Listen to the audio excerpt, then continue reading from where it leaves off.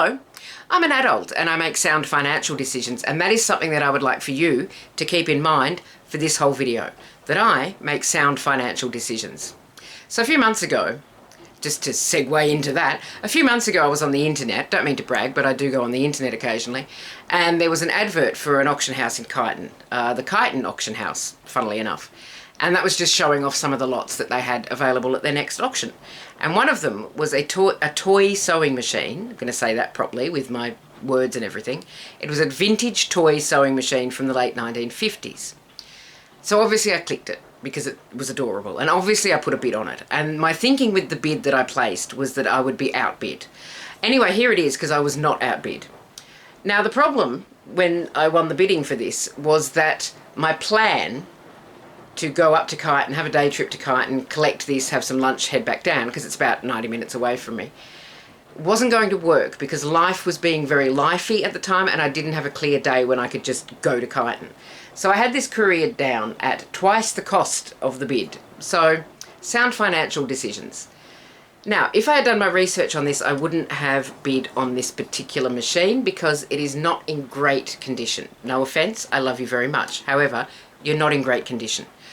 There's a few bits missing, and there's no box, there's no manual, there's nothing with it. It is just this, which is fine, and it is a sturdy little toy sewing machine, and it does crank, and the needle does go. I'll show you the needle going. I'm going to show you this on the table in a minute, so, you know, don't worry. Don't worry, you're going to get a good look at it. So the thing is, this arrived at my house, and I thought, well, I wonder how to thread it up, and I wonder how to sew with it, because it hasn't got a bobbin. It hasn't got a bobbin. Now, if you don't sew, that's not going to make any sense, but I'm going to explain, don't worry about it. But I was curious as to how it sews without a bobbin. And I was curious as to how to thread it up. So I Googled it, and that's when I found out that this Vulcan miner, which is what this is, it says miner right there, is one of a series of 3 machines that were released at the same time in a fairly clever marketing strategy. So there's 3 in this series. And obviously, I'm not a collector of sewing machines. That's not true. I do have more sewing machines than I need. But I am not actively collecting sewing machines. I'm not actively collecting toy sewing machines. So I looked with interest at the other 2 in the series. And then I had a look on eBay. So I'm going to go to the table now and we're going to have a look at all 3 of my 1950s vintage toy sewing machines. Because, of course, I did. They looked so cute, all lined up together. Okay, I'm going to show you this close up. Oh, I'm so good at lighting, in the sense that I am not good at lighting. Anyway, let's have a look at these machines. So this is the miner. It's the smallest of the 3. This is not in brilliant condition. It does crank, but the flywheel, as you can see, is a little bit off kilter, so it doesn't crank very happily. So I'm not going to crank it for you. I will crank another one for you. Don't worry, there's more to come, and some of it's cranking. I don't know what that means, but we'll carry on.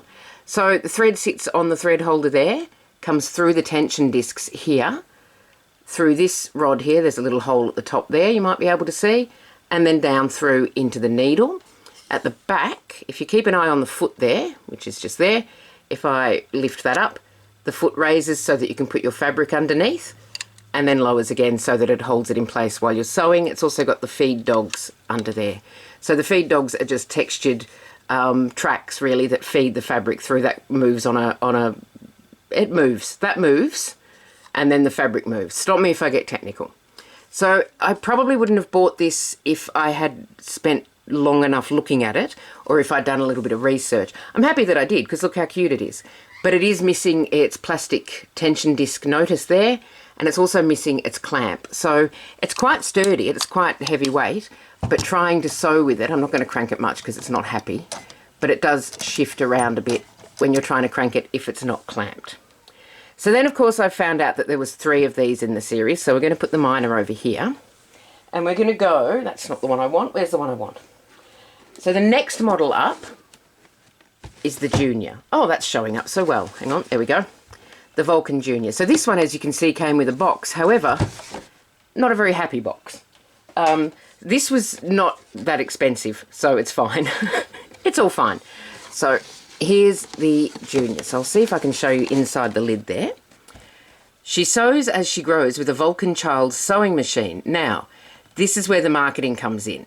The idea behind these, I believe, was that you would buy the miner for your very small child, and then when your very small child outgrew the miner, you would go ahead and buy the Junior, which I'm going to take out of the box now, very elegantly. I'm just going to take that out of the box. Am I caught on something? No, there we go. So there is, I'll show you that properly in a second. There is the Junior, which is a beautiful blue colour and came with an original, I believe, an original spool of thread and some fabric under the foot. It does need needle replacement, which I haven't done because that needle is out. It's out and free. But there is the Junior. So you can see there the plastic disc that's missing on the minor, which explains how to thread through the tension discs. So these discs are adjustable with this screw so that you can raise and lower the tension depending on what tension you need for sewing. And again at the back, oops, do that quite well. Foot up and down, what does that say? Registered design, patent. So these were patented in 1956, by the way. I did look into it a little bit. I found a really good article, which I will link in the description, about the company behind the Vulcan Toy Company. Because it wasn't just the Vulcan Toy Company. It was a man named Sidney S. Bird who bought up a load of companies in an effort to make money in the widest possible realm that he could. I don't know that that sentence made sense, but I'm going to run with it. So there's the Junior, which obviously next size up. So there's the minor, oops, and the Junior, so getting bigger.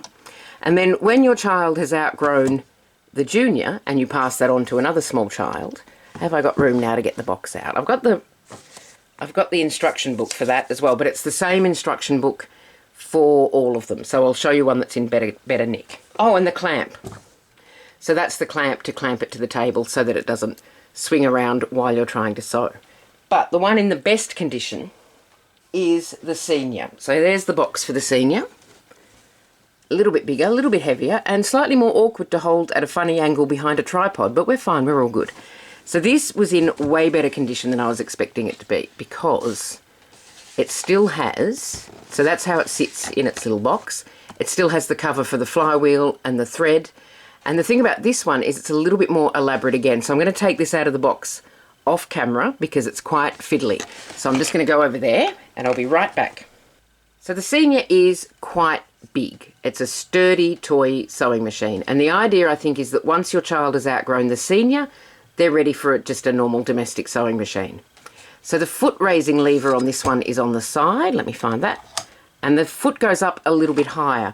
And I think the idea is that by the time your child is using this larger machine, they're probably sewing more elaborate things than they would be perhaps with the minor or the Junior, which is over there still. Hi, Junior.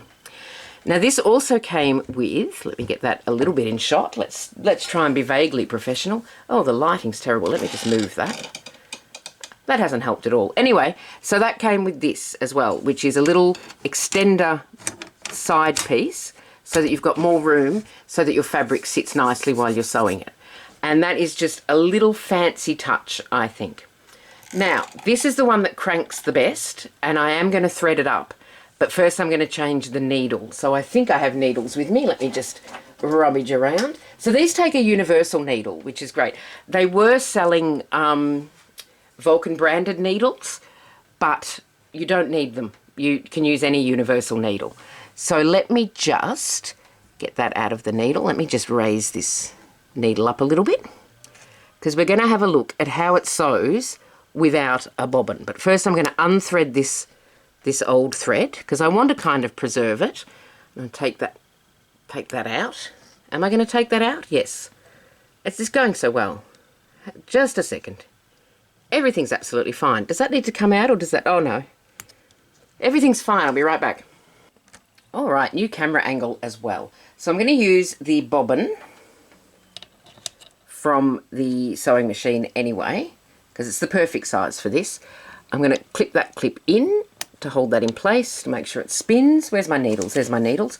So as I said, this just takes a universal needle. So I am going to swap this needle out, because I don't know how old it is. It might be the original, in which case it's not going to be very sharp. So I'm just going to unscrew that, and it's just going to go slightly sideways in a way that I would rather that it didn't. There we go. Is that the original needle? Yes, I think so. Now, I can't remember which side the flat side's on, so I'm just going to have a little look there. So a universal needle, if you don't sew, and you might not, you're allowed to not, A universal needle, this is not going to show up, but I'm an optimist, so I don't know that that's going to show up. It's got a flat side. That's not showing up at all, is it? Anyway, just trust me. There's a rounded side and a flat side. So I'm just going to have a little look up this machine to figure out which way, it goes. I've put that needle in the wrong way round. I'm just going to fix that. Or am I? Yeah, there we go. That's the way. So this did come with a manual, and this one, the senior, came with a very good quality manual in that it's in good condition. It's for the lucky little lady with a Vulcan child sewing machine. So, of course, these were aggressively marketed to lucky little ladies. The Vulcan Toy Company made domestic toys, little ovens, kitchen scales, and sewing machines. They started making sewing machines, because I've done some research and I want to talk about it. They started making sewing machines in the 30s, and from what I read, they were making, during the war, they were making about 10 a week, because, of course, metal was in demand for the war effort. That moved to about 3,500 after the war. They came out with these ones in the 1950s. They had two previous models, one from the 30s and one from the 40s. And then in through to the 60s, they did two more. And they did one at the end of the 60s, which was actually battery operated instead of hand cranked. And then they stopped producing them at all in 1970. And the whole group of companies went under in 1981. It went into receivership. There's an article on the internet. I will put a link in the description, because you don't need me to go through the whole history of this company. But it was interesting if you're into that sort of thing, which I am apparently. So that's the instructions. It came with the same booklet for all three machines. Which again is partly money saving, I would say, rather than trying to figure out which booklet goes with which machine, and also advertising, because if you've just bought the minor, you will also know that the junior and the senior are available. And that's just how to thread it and how to sew with it. So what I'm going to do is clamp this to the bench. Where did I put my clamp? This is a question that only I can answer. Here it is. So I'm going to clamp this to the bench so that it doesn't go wibbling around. That's a technical term. And I will be right back with you. This video is kind of scattered and all over the place, but that's sort of who I am as a person. Just let me double check how to thread this up. Because if the cotton breaks, we're not troubleshooting just yet. Is the tension right? I don't know. I haven't threaded it. Okay, thread the needle from left to right. Okay. I didn't bring any scissors in with me. That's all right. That'll be fine. So I'm going to thread the cotton between the washers, like that.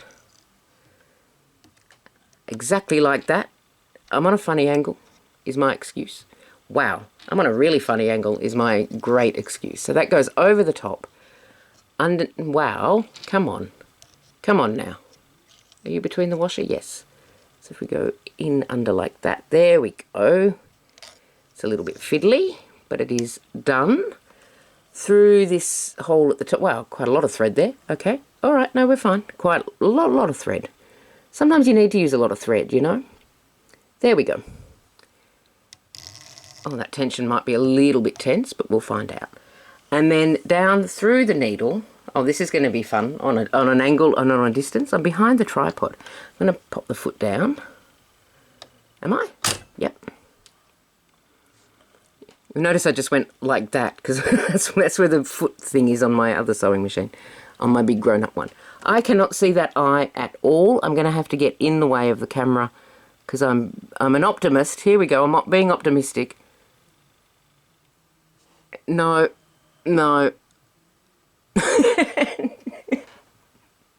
Okay, let me see if I can do this without banging the tripod. Here we go. I'm coming round. I probably should have threaded it up before I pressed record, but that's a little... Oh, there's the hole.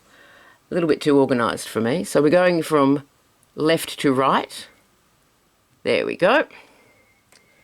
Come on. Oh, I did bang the tripod. I do apologise. Let me just... There we are. There we go. And then that goes through to the back. Now, we're going to talk about how these actually sew. Is that foot secure? Yeah, that's supposed to do that apparently. Okay, so I've got my little bit of cloth. I was curious as to how this sews and keeps the fabric together, because there's no bobbin. There's nothing underneath here to loop the fabric through. So with an ordinary sewing machine, my bobbin's actually up here, but with an ordinary sewing machine, the needle goes straight up and down, and the top thread loops around the bobbin thread, and the two lock together in the middle. So in this example where I'm sewing, I've got the orange as the top thread, I've got the blue as the bobbin thread or the bottom thread, and what you get with that is this, which I don't know is showing up, but it might be. So there's the orange for the top thread. My tension's slightly out, so you can see a little bit of blue, it's all fine. And there's my blue for the bobbin thread. And if I pull this apart slightly, hopefully it will show you. Oh, I might take a photo of this because I don't think it's going to show up on camera very well. But you will possibly be able to see that the two threads are looped together so that they lock together between the layers of fabric, and that's what holds the fabric in place when you take it off the machine. So this doesn't have a bobbin because what it does is a chain stitch. Now I have not stitched with this yet, so I don't know how this is going to go. You are getting all the camera angles today, budget through the roof. Now I'm just going to pull this back a little bit. Oops, I'm going to lift that up. Pull that through because I'm going to sew with it. Now this does a chain stitch, and I'm going to try and show you the mechanism to do that, but I don't know how well I'm going to be able to show you. It might work better on the Junior. Anyway, first I'll show you the action from above. That sounded much more exciting than it's going to be. So I'm going to put that foot down. Down you go. There we go. And we're just going to crank.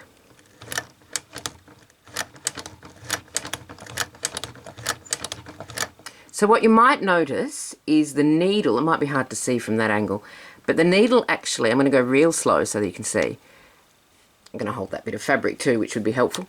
The needle actually twists as it goes down, so it moves, twists. If you keep an eye on this hole at the top, you'll be able to see that a bit better.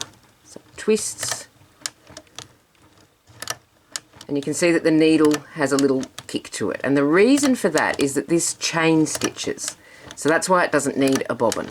So we're going to probably say that's enough. So I'm going to lift that foot up and bring that out. Where's my needle? Is it up? Is that going to? No, it's just going to snap. That's fine because this is not for anything. So to start and finish actually, so you'll see here there's this tail. Now with a standard electric machine, you go, or a standard machine that has the bobbin, you do a few reverse stitches. That doesn't work for chain stitch. So to finish your threads, you actually need to use a sewing needle, a hand sewing needle. So there's the top anyway. So that's what the top looks like. Tension's a little bit off, but that's okay. And then on the underside, we have the chain. And that's why there's no bobbin required, because it forms those chains. So this tension is probably a little bit too loose, because it's a little bit loosey-goosey, but it does show you what the stitches actually look like. Now I'm going to try and show you the mechanism by which that happens, which could be interesting. I don't know that I can do it with the Senior, but bear with me because I think the Senior is actually a little bit enclosed. Do you know, I was about to just turn it off. I was about to turn the electricity off on this machine. Anyway, I'm just going to unclamp it from the table and then see if we can see the underside. This is the mechanism to make the chain stitch. It's the same mechanism on all three machines. I have just discovered that the Junior and the Minor don't actually sew. And I think I know why, and it's because of the hook. So I'm going to use, because my fingers are too big, I'm going to use my scissors. Look at that. So there's this hook here, and as the needle comes down and brings the thread down with it, this hook picks up a loop of that thread, and that's what forms the chain. So it basically just holds the thread in a loop until the needle comes down again to catch that loop. So I think the hooks on the other two are out of alignment, which is a simple enough fix. I've just got to get round to doing it, and let's be honest, I'm probably not going to. But I will show you this in action. I'm going to lean over awkwardly and hold it down and everything. So if you keep an eye on that hook, which is beautifully lit, I must say. So the needle will come down, you'll see a blue thread. So there's the needle, there's the hook picking up that loop and holding it so that the needle can pick it up the next time. So that's why the needle does a little twist when it goes down, and that's what's forming the chain stitch, and that's how you can sew without a bobbin. Quite rainy, but it's okay, we're inside. So looking at this, you can see why I needed to get the other two to go with this one. I needed to get the band together. So I was curious as to what the prices were when they were new in Australia. These models were all sold in Australia. These ones were sold from the late 50s, 1957 is the price that I have for them, through to the early 60s when they released a new model. So I don't have a price for the Minor. There probably is one listed somewhere, I don't know. I found a price for the Junior and the Senior, and I moved on. So in 1957 for Christmas, if you wanted to buy the Junior, you would be looking at 52 and 3, which is 52 shillings and threepence, which in decimal currency is about $5.22, and adjusted for inflation, it's about $100.99. If you wanted to buy the senior model, you would be looking at $79 and 6, which works out to be $7.95 in decimal currency, or about $153.65 today. So if you want to justify a purchase, you can say these were actually cheaper now than they were new once adjusted for inflation. And that's how I'm justifying that purchase. So if you are interested in these, there are some listed on eBay at $650. Ignore those. These pop up really regularly, and they pop up at different price points depending on condition. Have a good look at the photos to see if they're rusty, to see if they're missing bits, to see if they have holes in them, whatever. I mean, holes that they're not supposed to have. They're supposed to have these holes, but some of them have, I don't know how, because they're sturdy, but some of them have holes in them, I don't know.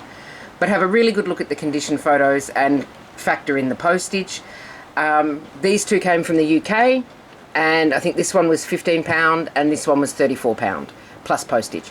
So, you know, not wildly expensive, a little bit expensive, and probably not the best financial decision I've made. But as I said, I'm not collecting the rest currently. Plans are currently to not collect the rest. But I just wanted to share these with you because I think they're wonderful. I love the shapes of them. I love how 1950s they are. And this one sews absolutely beautifully. So thank you so much for watching. I hope you had a nice time with me and my tiny sewing machines. And I will see you next time. Bye for now.